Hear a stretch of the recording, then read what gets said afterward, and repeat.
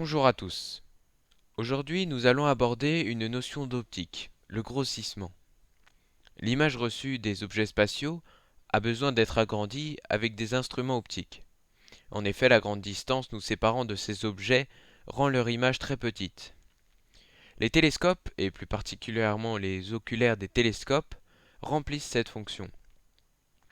Au cours de cette vidéo, nous verrons qu'est-ce que le grossissement, mais également en quoi est-ce une grandeur caractéristique des télescopes. Voyons tout d'abord qu'est-ce que le grossissement. Le grossissement peut être considéré de deux façons. Il peut être considéré comme le rapport entre la taille de l'image de l'objet sur la rétine observée avec l'instrument optique et la taille de l'image de ce même objet observé à l'œil nu.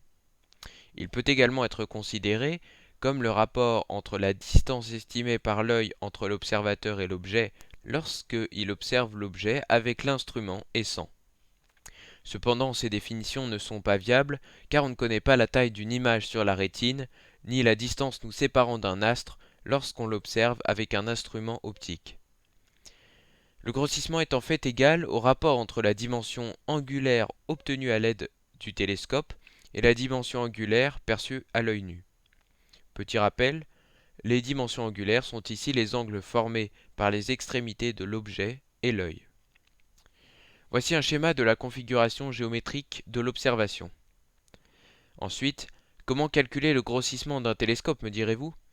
Eh bien, c'est assez simple. À l'aide d'une démonstration grâce à la trigonométrie, on peut en déduire qu'il est égal à f sur petit f, soit à la valeur absolue du rapport entre la distance focale de l'objectif et la distance focale de l'oculaire.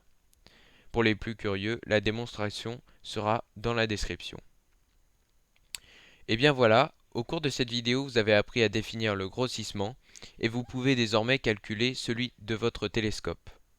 Quant à moi, je vous dis à la prochaine pour une nouvelle vidéo.